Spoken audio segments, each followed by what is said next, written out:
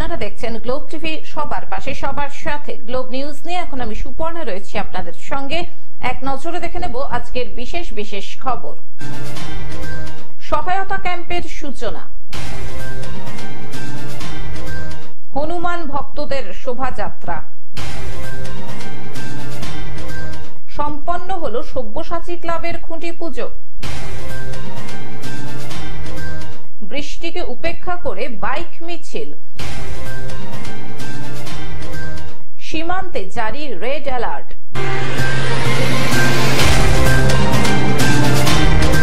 আসছে বিস্তারিত খবরে। সহায়তা ক্যাম্পের সূচনা।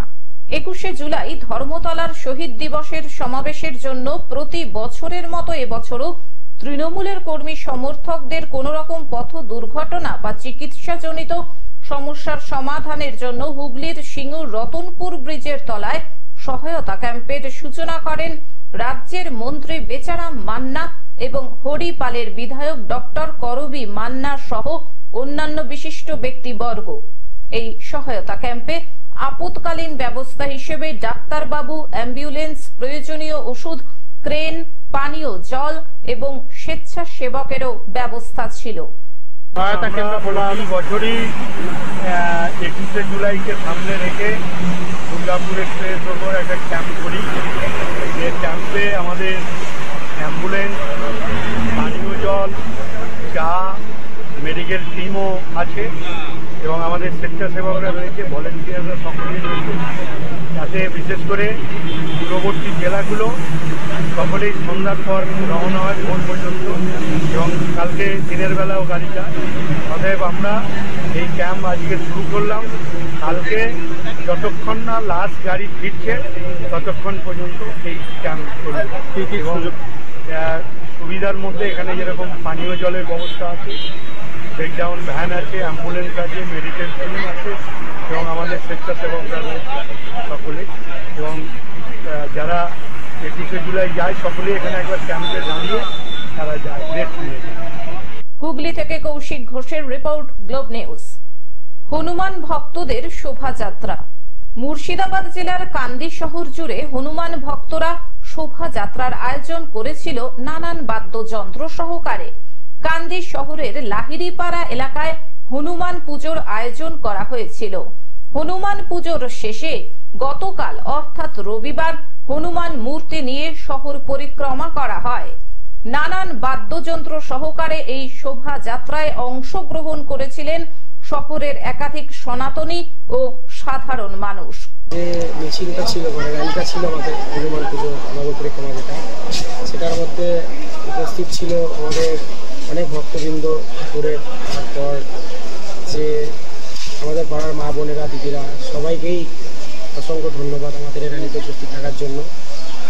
আর এখানে আমাদের অনেক ধরনের বাদ্যযন্ত্র সহ, ডিজে বক্স সহ আরো অনেক কিছু দেখার মতো নতুন নতুন জিনিস আমাদের অঘরি বাবাদেরকেও দেখা গেল। মুর্শিদাবাদ থেকে রক্তিম সিদ্ধান্তের রিপোর্ট, গ্লোব নিউজ। সম্পন্ন হলো সব্যসাচী ক্লাবের খুঁটি পুজো। 55তম বছরে পদার্পণ করছে এবারে বালুরঘাট সব্যসাচী ক্লাবের শারদোৎসব।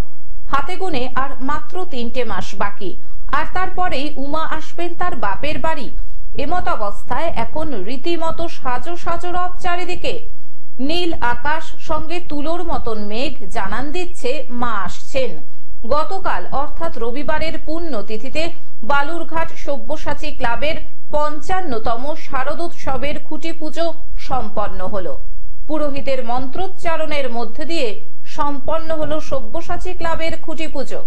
দক্ষিণ দিনাজপুর জেলার বিগ বাজেটের পুজোগুলির মধ্যে অন্যতম এই ক্লাবের পুজো।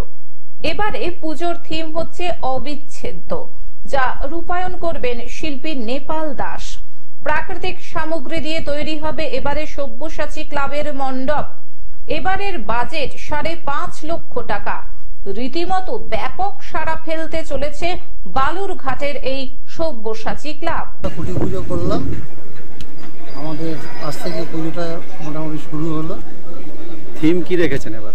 থিম এবার আমাদের অবিচ্ছেদ্য, পুরনো সম্পর্ক নতুন সম্পর্কের মধ্যে একটা সামঞ্জস্য রাখা। বাজেট কেমন রেখেছে? বাজেট আমাদের 5.5 লাখ টাকা মতো। এমনি আকর্ষণীয় কি থাকছে পুজোর মধ্যে আপনাদের? এবার আমাদের পরিবেশ বান্ধব মণ্ডপ পুরনো কাগজ দিয়ে তৈরি হবে।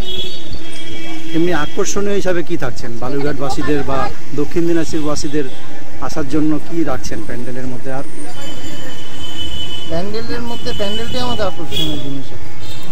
বালুরঘাট থেকে জয়দীপ মৈত্রের রিপোর্ট, গ্লোব নিউজ। বৃষ্টিকে উপেক্ষা করে বাইক মিছিল। বৃষ্টিকে উপেক্ষা করে দল বেঁধে বাইক মিছিল করে শহীদ স্মরণ সভায় ধর্মতলার উদ্দেশ্যে রওনা দিয়েছিল সলক 2 নম্বর অঞ্চল তৃণমূল কংগ্রেসের কর্মীরা। ধর্মতলায় শহীদ স্মরণ সভায় গত 2 দিন আগে থেকেই আসতে শুরু করেছিল তৃণমূল কর্মীরা, কেউ ট্রেনে, কেউ সড়ক পথে। ঠিক তেমনি গতকাল সলক 2 নম্বর অঞ্চলের তৃণমূল কংগ্রেসের কর্মীরা বাইক মিছিল করে ধর্মতলার উদ্দেশ্যে পৌঁছায়। প্রায় কয়েকশো বাইক নিয়ে হাওড়া থেকে ধর্মতলার উদ্দেশ্যে তারা পৌঁছান। সলক 2 নম্বর অঞ্চলের প্রাক্তন উপপ্রধান হানিফ শেখের নেতৃত্বে এই বাইক মিছিল করা হয়।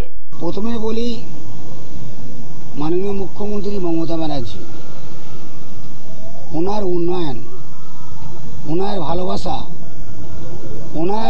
ওনার এই যে হিন্দু, মুসলিম, জৈন, খ্রিস্টান প্রত্যেকটা দেশের সব রকম জাতিকে নিয়ে এই রাজ্যে সুন্দরভাবে নিয়ে চলছে, তার শক্তিতে, তার উন্নয়নে এই সংগঠনটা। অনেক সময় আপনার চাওয়া পাওয়ার মধ্যে একটা পার্থক্য থাকে।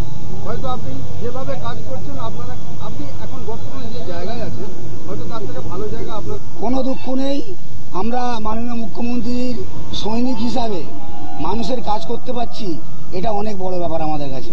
আজকে 21শে জুলাই, তো দিদির কাছ থেকে কি দেখুন, প্রত্যেকবারই 21শে জুলাই দিদিমণি সারা বছরে কিভাবে আমাদের কর্মীরা অঞ্চল থেকে নিয়ে কেন্দ্র সংগঠন কিভাবে চলবে, কিভাবে মানুষের কাজ করতে হবে, এই আজকের দিনে উনি বার্তা দেবে। ওই বার্তাকে ফলো করে আমরা আবার নতুন করে পথ চলব। বৃষ্টি কতটা বাধা হয়ে দাঁড়াতে পারে? কি বলছেন? বৃষ্টি কতটা বাধা হয়ে দাঁড়াতে পারে? বৃষ্টি, দেখুন, এই যে উন্নয়ন, একটু আগে বললাম মাননীয় মুখ্যমন্ত্রীর উন্নয়ন, কন্যাশ্রী থেকে যুবশ্রী, স্বাস্থ্যসাথী থেকে এত উন্নয়ন বলতে গেলে এখানেই আমার 1 ঘন্টা পার হয়ে যাবে। অতএব এই উন্নয়ন আর এই ভালোবাসা, বৃষ্টি আমাদের কাছে কি বলবো, একটা আশীর্বাদ বলে মনে হয়। আপনারা যে মমতা বন্দ্যোপাধ্যায় এবং অভিষেক, দেখুন, বার্তা দিদিমণি বার্তা তো সবসময় দিচ্ছে। আজকের যে বার্তা দেবেন, আশা রাখি শুধুমাত্র মানুষের উন্নয়নের বার্তা হবে এবং শান্তির বার্তা হবে এবং সংগঠন মজবুতের বার্তা হবে এবং আমাদের যুবরাজ অভিষেক ব্যানার্জি যে পথে আমাদের চলা শেখাবে আজকে, সেই পথেও আমরা হাঁটব। আপনারা আজকের দিনে কত সংখ্যক কর্মীদের নিয়ে আপনারা যাবেন ধর্মতলা? দেখুন, আমরা প্রত্যেকবারই আমরা ক্যাম্প করি। ক্যাম্প একটা খেজুরতলায় হয়েছে ডোমজুর কেন্দ্র তৃণমূল কংগ্রেসের পক্ষ থেকে।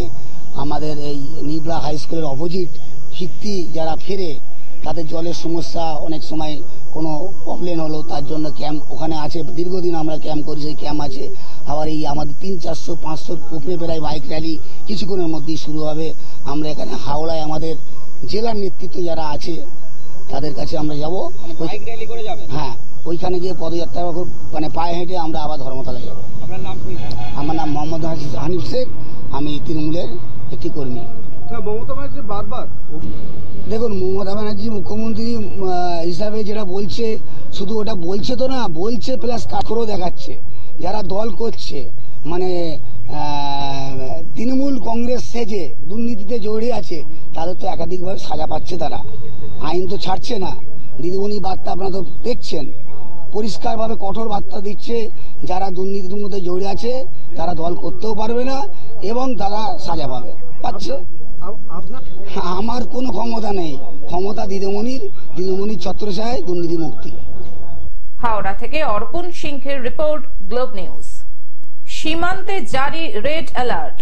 বর্তমান পরিস্থিতিতে বাংলাদেশ থেকে বহু মানুষ ভারতে চলে আসছেন। সেই সুযোগ নিয়ে যাতে অনুপ্রবেশ না হয়, তাই সীমান্তে রেড অ্যালার্ট জারি করেছে বিএসএফ। রাজ্যের দ্বিতীয় বৃহত্তম স্থল বন্দর মহতিপুর। বাংলাদেশের ছাত্র আন্দোলনের জেরে বন্ধ রপ্তানি, সীমান্তে দাঁড়িয়ে রয়েছে ট্রাক, বন্ধ আমদানি রপ্তানি, মানুষ যাতায়াত করলেও সংখ্যা কম।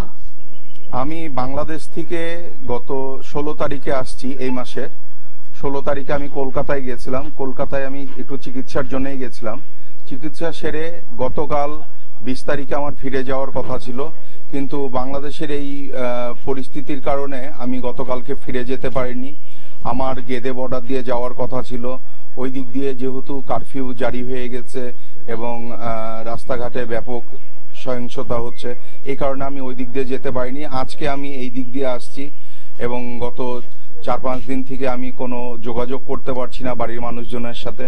বাড়ির মানুষজন যেরকম উদ্বিগ্ন হয়ে আছে, আমিও সেরকম উদ্বিগ্ন হয়ে আছি। কিভাবে যাবেন এখান থেকে? আমি এখন এখান থেকে ওই পার যাওয়ার পরে আমি দেখতে হবে আমাকে, মানে কি যোগে আমি যেতে পারবো, তখন আমি গিয়ে সিদ্ধান্ত নিব। আমি যতটুকু শুনলাম ওই পারে কোনো কিছু মানে চলছে না, তাহলে আমাকে ভাঙা ভাঙা করেই যেতে হবে। বাংলাদেশের নাগরিক যারা ভারতে কোনো কাজে এসেছিলেন তারা ফিরে যাচ্ছেন, তবে সীমান্ত পেরিয়ে বাংলাদেশে পৌঁছে নিজেদের বাড়িতে কিভাবে যাবেন এই নিয়ে উদ্বেগ প্রকাশ করেছেন বাংলাদেশের এই বাসিন্দারা।